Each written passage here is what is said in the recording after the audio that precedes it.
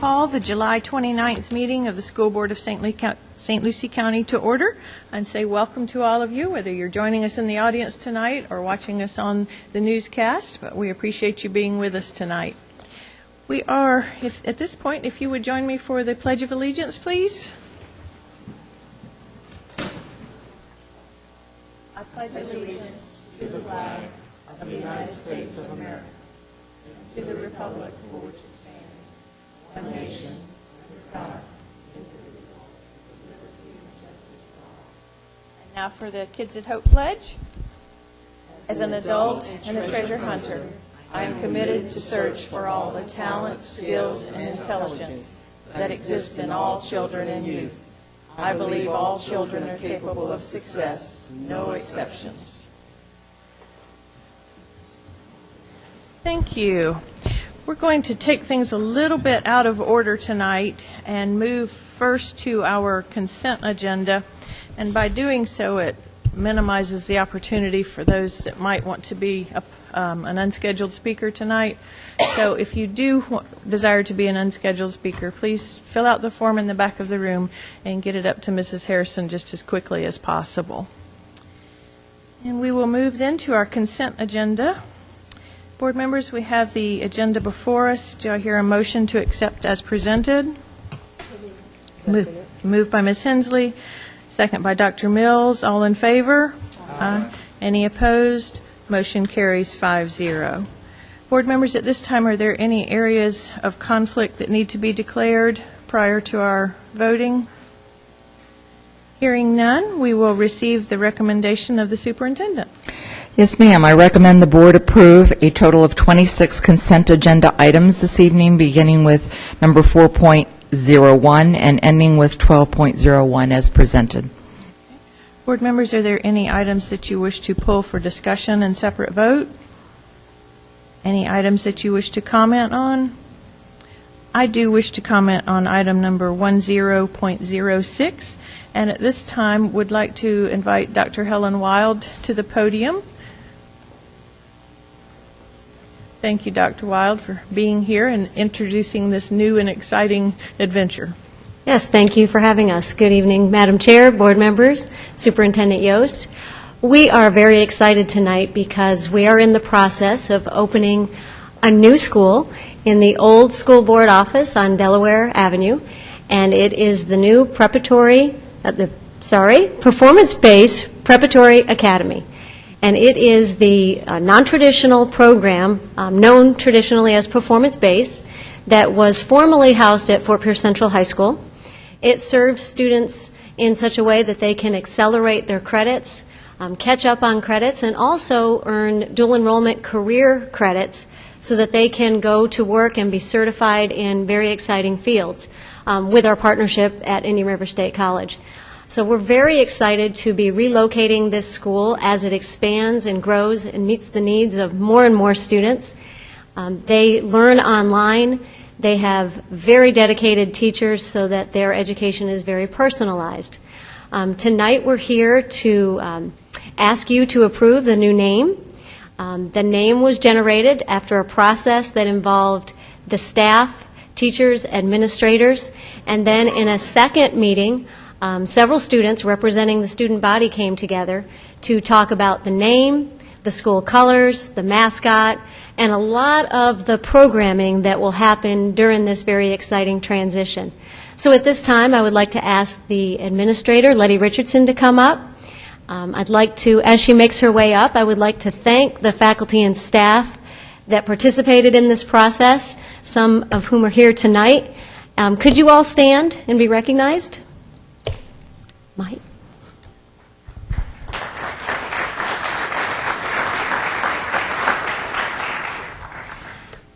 Let me introduce Letty Richardson. She has been the administrator of Performance Based for several years now. This program has 25 years of proven success behind it, and we are excited to continue that tradition while we expand. Letty? Thank you. We'll let your staff take a seat if they don't mind, as well as the students as you begin. Thank you, and thanks for being here this evening. Good evening, Board Chair, Board members, Superintendent Yost. First of all, I would like to thank you all for all of your support with the non-traditional schools.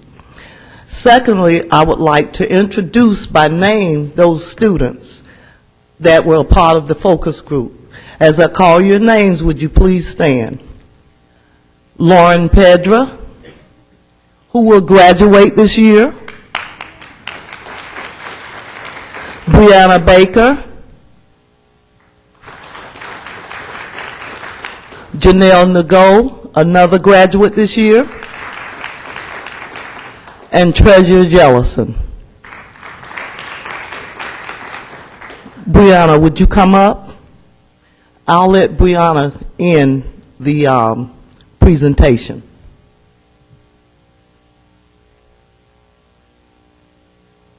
I'm scared.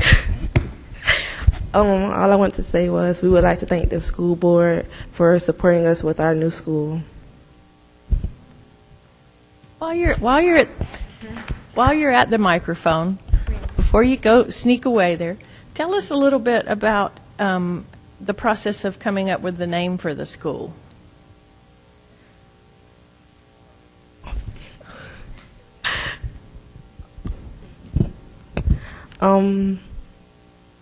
It was decided among. We liked the name. The name. I think it represents what our ability. I don't know what to say. It's okay. Just take a breath. I think it represents like what we do as our work.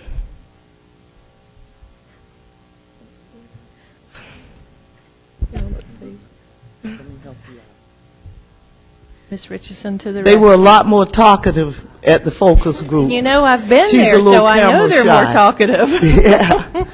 But after we met with the faculty and everything first, and we came up with some names, and then we called the focus group, and then those students, we presented names to them, but they were gung-ho on the name that we wanted also. But they were the ones that came up with their mascot, which we never thought about, and they wanted stallions, which we thought was really good, and then their color was navy and silver. So they had other ideas too. We're looking forward to a great year. We really are, and everyone is excited about the move. Even those parents that we've had intakes with, it seems like it's traveled already, but it's been a very positive note with us moving. So we're excited about it. And again, we appreciate all of the support that you all have given us. And our pleasure. Thank you. Thank you for being here tonight, each of you for being here tonight and all the support you show. Oh, she's coming back for another word. No. Okay. In addition, we will be scheduling a ribbon cutting and a celebration for the new facility, and we will be inviting each of you to attend. We're very proud of all the effort that has gone into this transition with the teachers coming in over the summer. Mike Farley is here also. He's one of the teachers that was very active in the focus group process. I would be remiss if I did not also thank Joe Piper. He has been the project manager on this project, and he has been so accessible and done a wonderful job to support this effort. So I wanted to recognize Joe as well.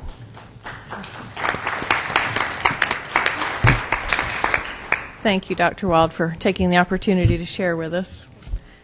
Okay, board members, we have the recommendation on the floor. Do I hear a motion? Moved by Ms. Hensley, second by Mr. Ingersoll. All in favor? Aye. Any opposed? Motion carries 5-0. Mrs. Yost, at this time, in light of we still have a little bit of time before our public hearing is scheduled to begin, would you mind if we move to your report now, or a segment of your report? A segment of it would be very appropriate. Mr. Lynch, if we could ask you to come forward at this time, please. Mr. Lynch is working very closely with 5 specific schools identified as our rising tide. And he has volunteered to come forward and present an overview this evening of that initiative so that there is greater awareness on your part as well as for our community's awareness. Mr. Lynch? Thank you. Good evening, board members, Madam Chair, Ms. Yost.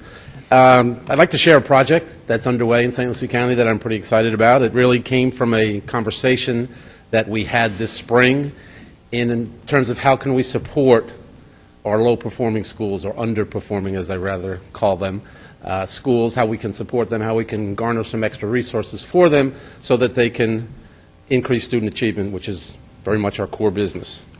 So what we did, we started a conversation and we came up with a model that we have tweaked from the New York City Chancellor Schools that was very successful back in the mid-90s as a model for school turnaround. School turnaround, of course, is garnering resources, whether it be district office personnel in this case, additional district office personnel, school-based staff, parents, community members, bringing resources together to increase student achievement at some of our underachieving schools. So the next task that we had was how do we identify these schools? So looking at these schools, we looked at 2013 and 2014 state assessment data. We looked at proficiency rates along with growth. If a school is moving in the right direction, we would like to focus more on proficiency rates and vice versa. So there was a rather deep analysis of needs there, and we selected 5 schools of greatest need, and those are mentioned there: Dan McCarty, Sam Gaines, St. Lucie Elementary, White City, and C.A. Moore. And then we began to think, what additional resources can we provide these teachers and children so that we can increase student achievement? To give you the 40,000-foot view, the big picture, looking at our tiered levels of supports, at the base level there we have schools that are performing well, and in those schools certainly we're not leaving them to fend for themselves. We're building capacity there and sustaining growth. In the next level of need, we're looking at coaching and support, but that top level where the Rising Tide schools reside is the most intense levels of service, coaching, support by district resources. So the goal, of course, is to increase student achievement. And how we're going to do that is not only by increasing resources and support, but also an increased level of accountability and progress monitoring. The way I'm sharing that is that we're creating a deeper sense of urgency at those schools, which they are willing to take on, but in creating that sense of urgency, we also absolutely have to create a much greater level of support for them to take on that task. So the nice part about this, we had some money that we had set aside due to proposed federal cutbacks, sequestration, if you remember that, which really didn't occur to the level that we thought it would. So we had some roll forward money in Title I. So this project is completely funded 100% by Title I and other federal funds. To look at some of the additional resources that we're going to provide, we are charging the current administrative team to be the instructional leaders that they are. So we are trying to take some of the managerial tasks off of their hands by giving them a TSA, Teacher on Special Assignment, who will act as an administrative assistant, if you would. They might be the first contact with parents in the office. They might provide supervision, create schedules, do much of the managerial work that the administrative team normally would do, and that would normally take them out of the classroom. So this way, the current principal and assistant principals who have the authority to evaluate will be in the classrooms more often to coach and mentor and do those classroom walkthroughs. We're also going to propose, we haven't finalized all the details yet, but we would like to propose some additional planning time. The research shows that collaborative planning has a huge impact on student achievement, so we're looking at some additional time there, 3 times a week, 50 minutes after school, which we would like to pay them at their daily rate of pay. But that's yet to be determined. That's something that we have to consult with our union partners on and iron out the details there. We're also looking at some additional professional development opportunities for students, for teachers rather, and we want to embed those in the classroom. This is not a matter of taking teachers out of the classroom. This is trying to embed that professional development within the classroom. We've also had some additional funding where we were able to pay for an additional academic coach.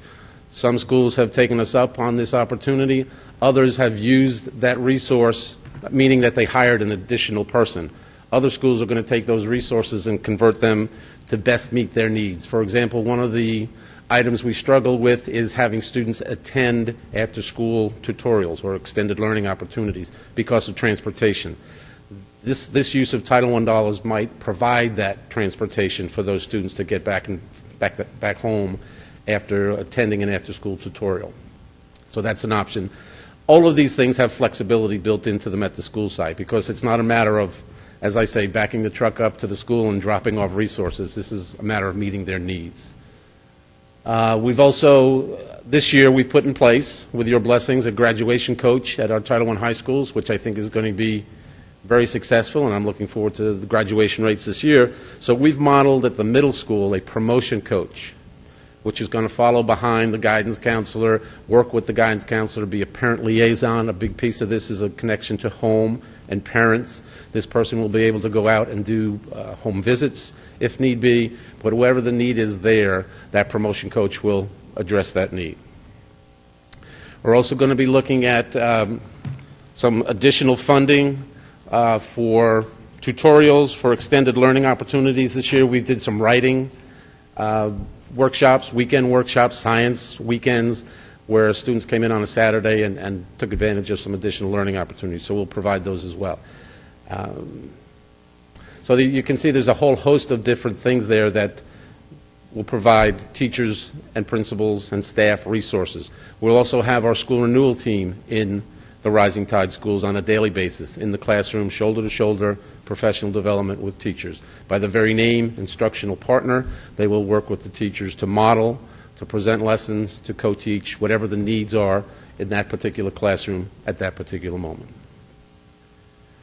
We're also going to put in some accountability measures. Rather than just resources, we want to make sure that we're getting a return on our investment. So we will be monitoring a little more closely the progress of these schools. There's a series of committees that you can see there that quarterly will review progress monitoring data from the particular school. I think the big piece with that one that goes down to the bottom, when we do those quarterly reviews, we will put in-flight adjustments in immediately. This is not a matter of waiting to the end of the year to see what this year's result will be with a school grade, but to make those adjustments on the fly, if you would, to provide students the resources they need. We will also have, through the curriculum department this year, a progress monitoring piece called Informatives. They are smaller, informative assessments where students, after a period of work, after a period of time within the scope and sequence, will have a progress monitoring tool that will guide that teacher's instruction. Those are being, they are not mandatory at all schools, but we are going to make them mandatory at the Rising Tide schools, so we can still continue to a deeper level of progress monitoring in order to provide additional assistance at those particular schools. So the resources definitely go along with a sense of accountability. There's also one of the communities that I mentioned earlier. It's called the CAT team, if you would, Community Assessment Team. We're going to require a CAT team at each of the Rising Tide schools. The purpose for that is to bring in community partners, to bring in parents, to further deepen that connection. I firmly believe that the difference between a good school and a great school is parental involvement. So the schools, that will be a focus at the Rising Tide schools. So if you see the task of the Community Assessment Team, it'll be a partnership between parent, school, and community members, building parent involvement, sharing academic progress, looking for resources in the community that can help us change the status of these particular schools. So we're looking at a very comprehensive formula for success under the umbrella of collaboration. We are going to provide additional resources, but certainly the instructional support, the modeling, instruction is at our heart. So that's where that has to be. That's where the school renewal team will come in. We're looking at increased progress monitoring so that we can see and we can demonstrate to you and the community that the use of these additional resources is good in the sense that we're being good stewards of our money, we're spending it well, but we're also getting a return on that investment in terms of student achievement, which is most important. We also need the increased parental involvement that ties that up in a nice, neat bow. So the final goal, of course, to the Rising Tide group is that we plan to increase student achievement at those 5 schools. And as JFK once said, a rising tide lifts all ships. Any questions about this project? Board members, Ms. Hilson? John, are we still going to have AVID at Dan McCarty as well? Do you know, or is this going to... I'm not sure if Dan McCarty is going to continue with AVID. I know that Sam Gaines is. I know that some of our other schools are. So maybe Dr. Perry can address that. Okay. Other questions, board members, comments? Dr. Mills? John, are we going to have any type of professional development regarding the rising tide concept and, with our principals of these particular schools and any type of training? Yes, we brought the principals along the way. At each step and each decision, they had input on all of the levels of support that we could provide them and the different progress monitoring pieces. We brought them in during the summer. We've had discussion. We've spoken with some of the 11-month employees that have been back since, and our plan is to go out to each and every school to share the concept and share the resources and just more or less reintroduce ourselves as allies of these particular schools. Ms. Hilson, I think she has another question. This grant is for how many years? These dollars come out of federal dollars, Title I federal dollars. So it's a reoccurring But grant, it's- of course. So there's no limit, it's not a grant that has a sunset to it, No, correct? no, It's- Okay, absolutely not. They're Title I dollars. We had some additional dollars this year because of the roll forward. okay. But everything that we're planning and budgeting for within Title I, we always look at sustainability. So this is Right. not a one-shot deal. So we're thinking that it would take 2 to 3 years to really see empirical evidence that we can show. We talked about that. The principals had a professional development yesterday, and I did a piece on data and charting your goals and that sort of thing. And we looked at one-year goals for certain schools. For these schools, it would be, say, a 2-year plan or a 3-year plan. We want them to set challenging goals. We want to assist them towards achieving those goals, but we also want to set very realistic goals. So that is in place in terms of the sustainability of those dollars to assist those schools, but also the planning on the part of the school that this is not necessarily something that's going to happen overnight, but through sustained assistance and support, whether it's a 2-year plan for a particular school, another school might have a 3-year plan. But there is that sustainability piece built in. Other questions, board members? I'd like to thank Mr. Lynch as well as comment upon our collaboration with our union partners.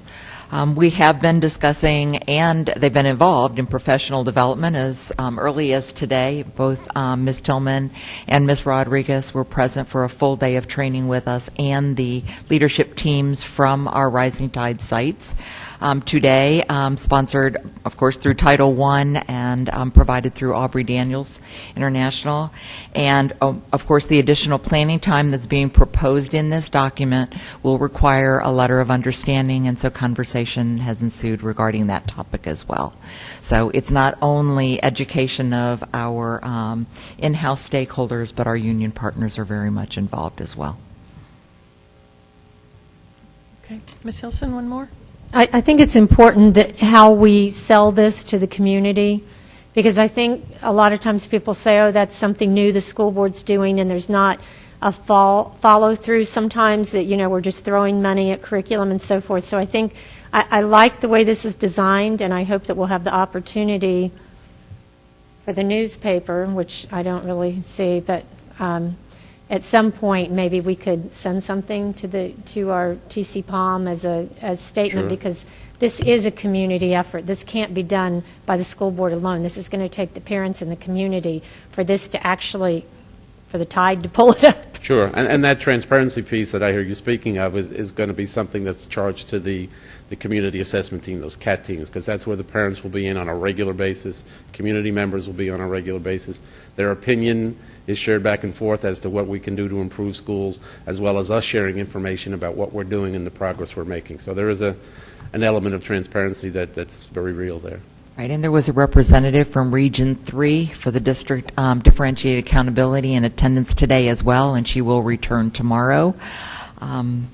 Additionally, when we looked at our common approach, we are identifying research-based curriculum for our schools. For example, Success for All, Reading Edge for our middle school intervention, and Action 100, which is through American Reading for our elementary supplement to Journeys, to our regular reading program and curriculum scope and sequence within the district. We also focus on the Florida standards, but to supplement in the area of reading, those are 2 examples. And we researched the value of those particular systems prior to making a decision, and our principals were involved in the decision-making process.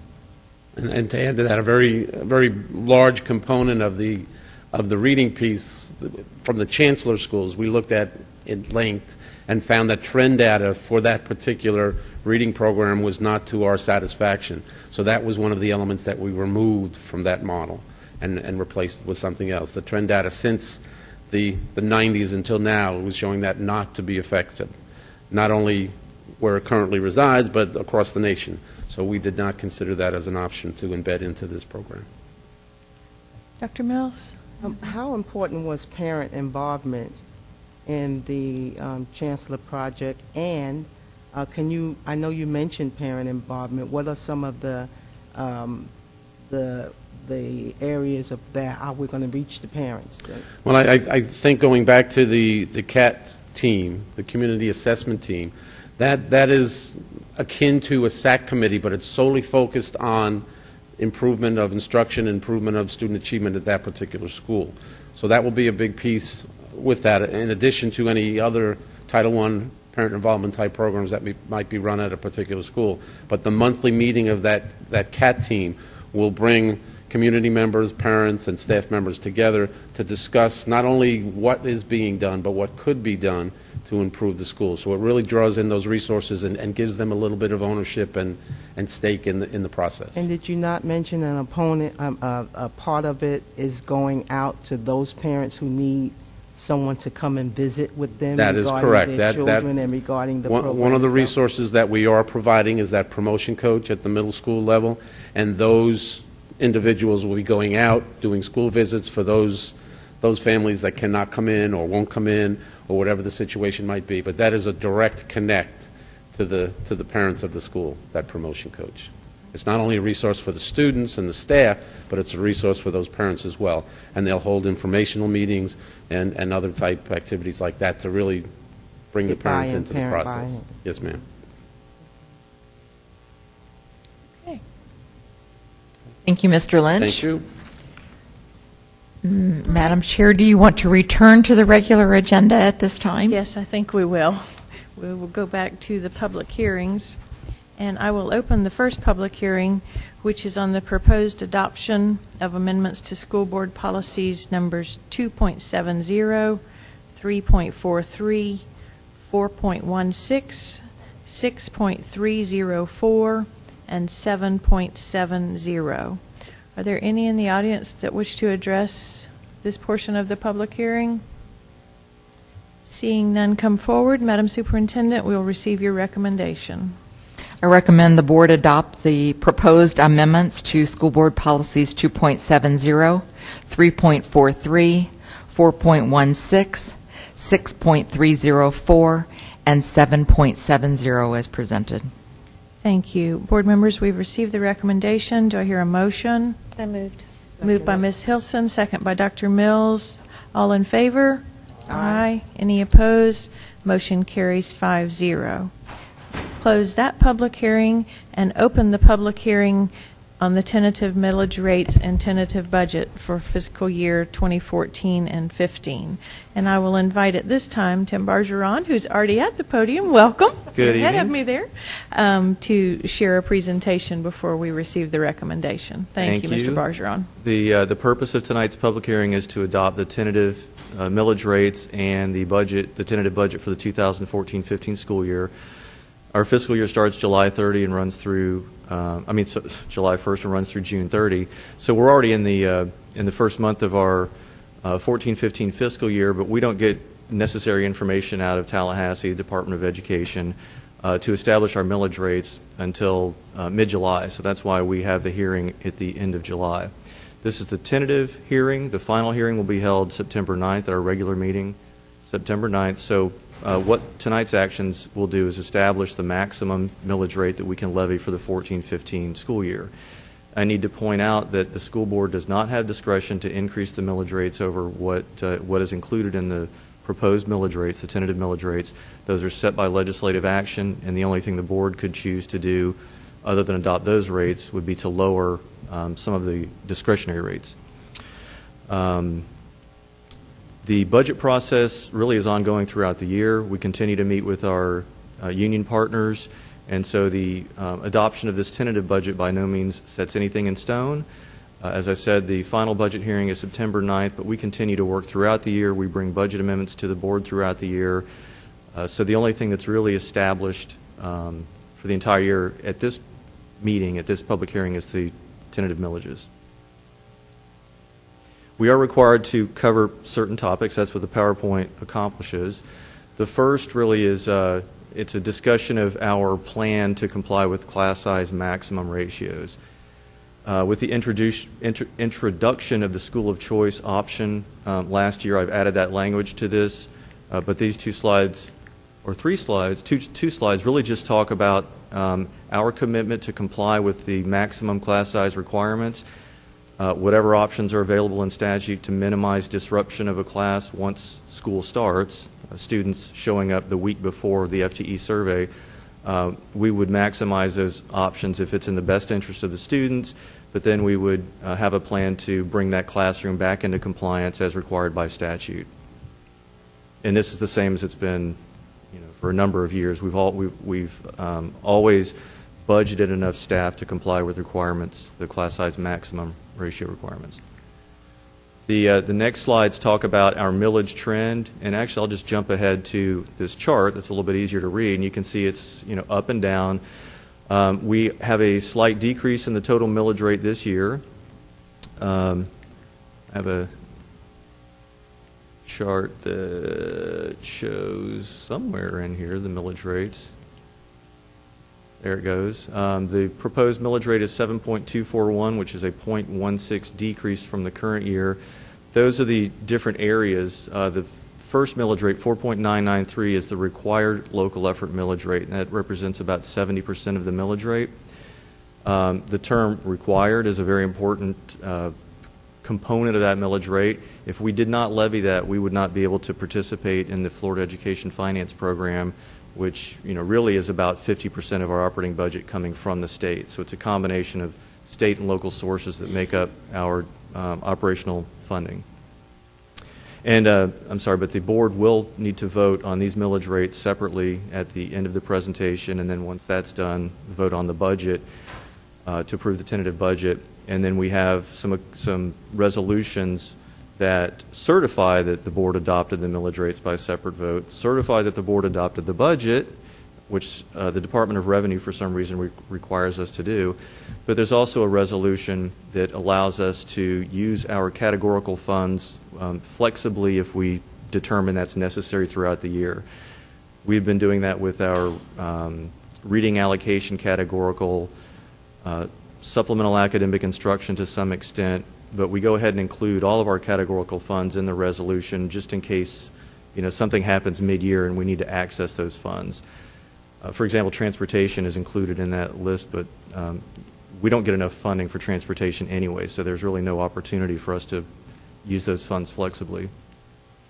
So again, millage trend, pretty much a decrease going back to 2003, if I can read that from here. This chart shows the operating millage rate and the capital millage rate, and I started putting this in back in 2007-8 when the legislature was manipulating the capital millage rate. What's important here is we used to be able to levy 2.0 mills, and it's dropped to 1.5, and that is affecting our capital projects fund and our ability to maintain our schools. So another thing that we discuss is the impact on a taxpayer. And I get this information from the property appraiser's office. And in 2013, the average value of a home, single-family home in the county, was $102,000. It's gone up to $108,000. And if we subtract the homestead exemption, it leaves the net value. And if we apply the millage rates, you can see at the top 7.257 last year, it creates a tax bill that is below the current 2014 bill of $601. There's a $42 increase in the tax bill. But you can see that there's a slight decrease in the millage rate. So what's driving the increase in the tax bill? It's the underlying property value. And another topic I need to hit, I'm required to discuss during this public hearing, is something called the rollback rate. And this really points out what the rollback rate means. If this taxpayer had no change in their tax bill, but they had an increase in the valuation of the property, what would the millage rate need to be so that the tax bill was constant? And that's what the rollback rate is. It looks at the actual tax bill and calculates what that millage rate needs to be so that there's no change in the tax bill or tax revenues, even with a changing property tax environment. And I have some more slides to talk about that at the district level, but I think the charts really give a good idea of what's been going on with our taxable value. No big surprise here. We are finally starting to see somewhat of an uptick, which is why this year, for the first year in many years, we do have to say that we are having a tax increase because of the rollback rate calculation. That slight uptick means that even with a reduced millage rate, we will generate more tax revenue than we did last year. There's the tax collection history, very similar to the underlying taxable value history. And this chart shows tax collections going all the way back to 2007-8. And I think this is important because this really talks about what impact our millage rates have had on taxpayers. So for the 2014-15 proposed millage rates, we will be collecting $61 million less in local property taxes than we did back in 2007-8. That's a big number. And this explains a lot of what we've been dealing with since 2007-8, why we've had to have budget cut plans, because the state has not come in and added back an equivalent value of the losses in our ad valorem taxes.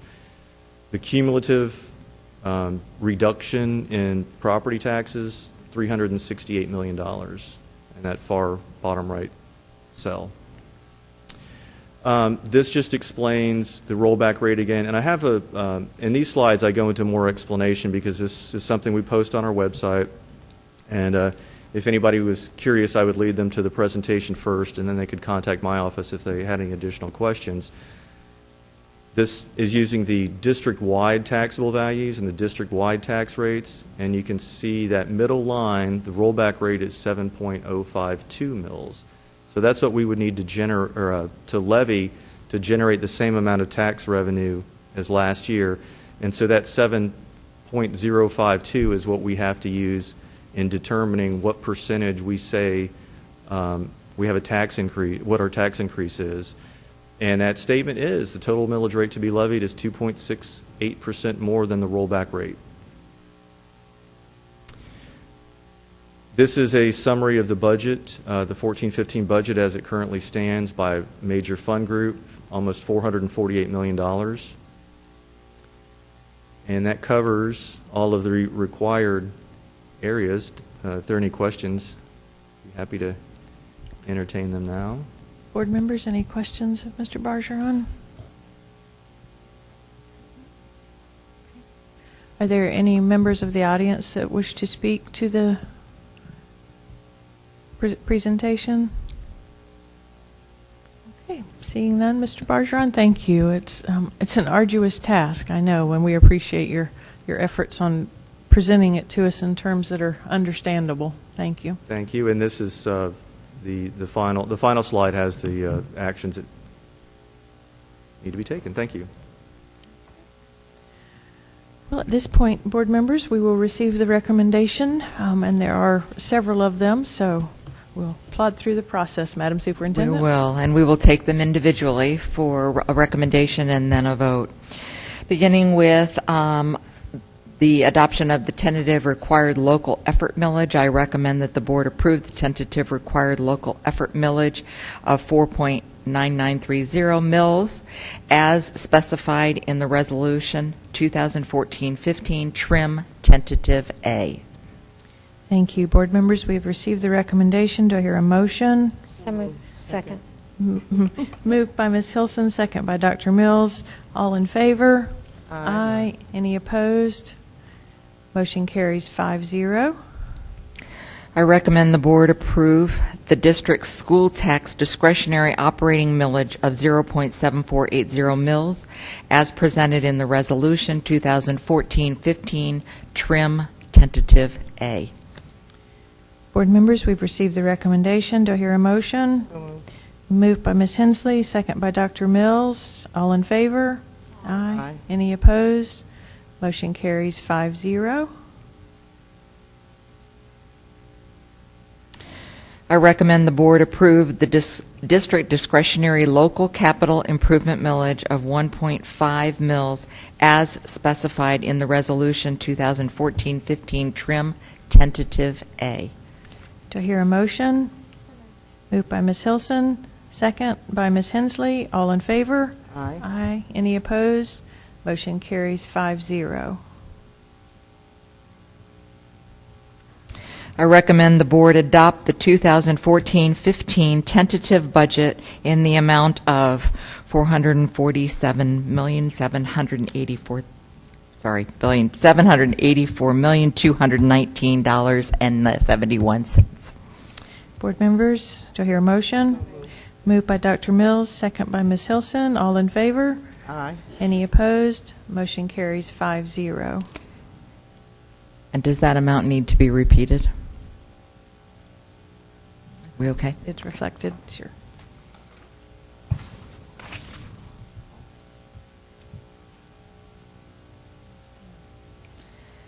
Finally, I recommend that the board adopt Resolution Trim 2014-15 Tentative B, authorizing flexibility with categorical funds. Resolution Trim 2014-15 Tentative C, certifying adoption of the tentative millage rates by separate vote. And Resolution Trim 2014-15 Tentative D, certifying the adoption of the tentative budget. Board members, do I have a move by Ms. Hensley? Second. Second by Mr. Ingersoll. All in favor? Aye. Any opposed? Motion carries 5-0. Thank you, Madam Superintendent and Mr. Bargeron. That is a yeoman's work every year for that task. So, Madam Superintendent, at this point, we will close the public hearing and go back to to Part B of Part B of the superintendent's superintendent's update. Yes, ma'am. Addressing the superintendent's progress report, we'll be focusing on the 3 strategic goals this evening, and I need to begin by thanking Dr. McGinn, who has been taking the lead on strategic planning for our district throughout the year. Mrs. Padrick, Mr. Tomlinson, and Dr. Washington have also contributed to the implementation and results as we implemented throughout the district. So I'll begin with strategic goal 1. The first goal addressed our writing goals. 100% of elementary and secondary language arts teachers in tested grades will be trained in the state rubric for writing.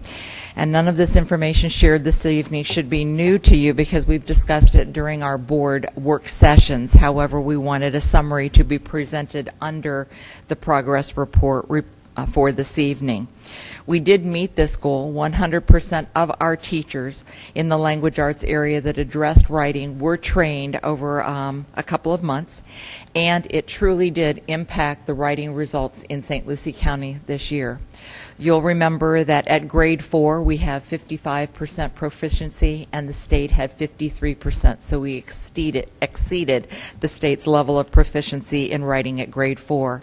And in our own district we increased the proficiency by 9 percentage points at grade 8 and by 12 percentage points at grade 10. So we are exceptionally pleased with the impact of this particular goal and the results specifically for the proficiency attained by our students within St. Lucie County. So if anyone would like to see the steps that were taken, there is documentation on our website on the district page that outlines the action plan for each one of these goals. And we are pleased to report that Goal 1, the area of writing, was accomplished this school year.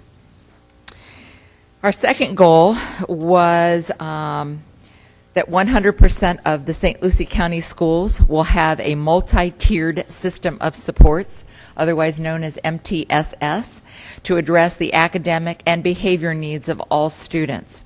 This is still currently underway. This was not we did not accomplish this particular goal in a matter of months. We have put out supports, we have trained our guidance staff, our administrators, and along with this process, we have also implemented for the current school year a tiered level of support for our schools. And so we will have 3 tiers going back to the triangle that was presented during Mr. Lynch's report for our Rising Tide schools. And our levels of support will be aligned with the needs of our schools. For example, Tier 1 will be your basic level of support. Those are the supports that would normally be presented and obtained by any of our schools that are in need of professional development, support from our curriculum and instruction department. There will be progress monitoring going on that would occur whether we had these tiered levels or not. That would be business as usual, if you will, to support our schools in Tier 1. Tier 2 indicates that there is a greater level of support that is needed. So there is more coaching and support. We are building capacity for sustained growth, as well as there is some coaching, intensive coaching and support that is offered through our curriculum instruction and professional development opportunities. Those schools will have required visits and progress monitoring that will occur. We will facilitate analysis of the academic data for those particular schools that will occur on a monthly basis or more regularly if requested or needed by the school sites. We will facilitate these and provide support and review analysis of demographic data to our schools as well. That will occur quarterly, if not more frequently, and we will provide coaching support for the planning and implementation of quality formative assessments to our Level 2 schools.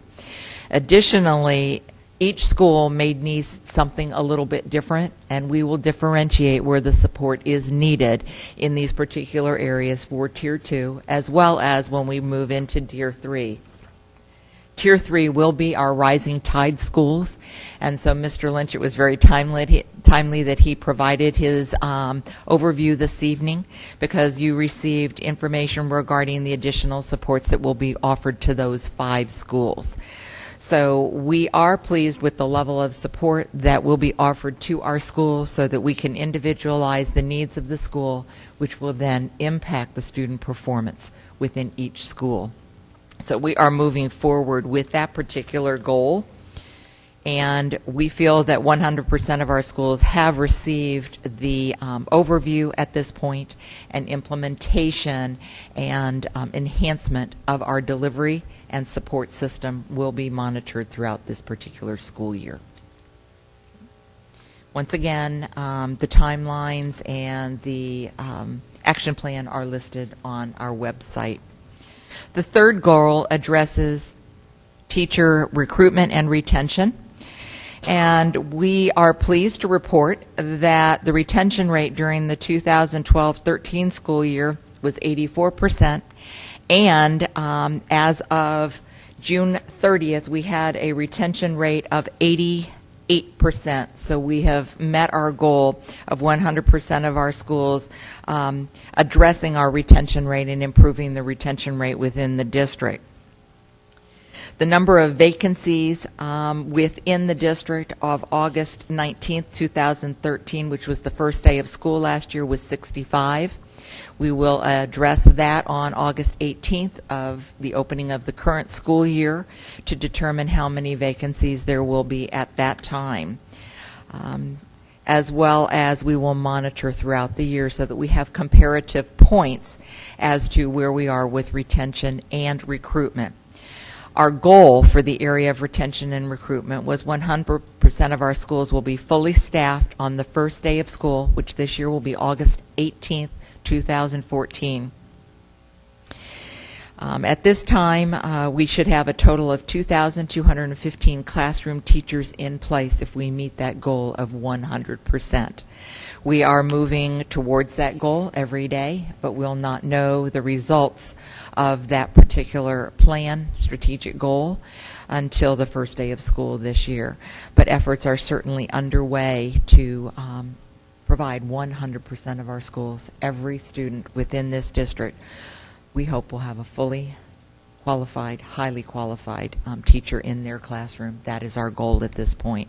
So at that next, probably will be the last board meeting in August, since our next board meeting will be August 12th, we will provide an additional update regarding our recruitment efforts and how close to that 100% we are. But I will say that since Dr. Washington has joined our human resources staff, we have had a recruitment day, and over 150 applicants came through this very room. They were qualified, bright, capable individuals, and many of our schools were able to recommend for appointment several of those employees that have come through here. And as a result, we will be closer to obtaining our goal of 100% fully staffed, highly qualified teachers within the district. So we're looking forward to receiving that data and sharing it with you by the end of August.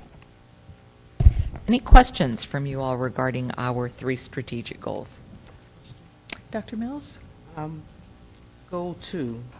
Yes, ma'am. I just want to, more so than a question, is a compliment on the individualizing of the needs of each school and using our energy and our strength behind the schools that need it the most.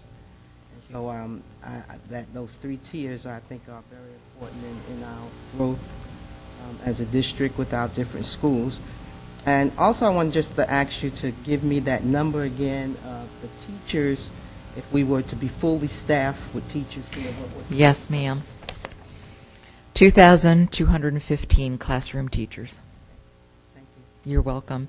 And thank you for the compliment on Goal 2 and our tiered levels of support.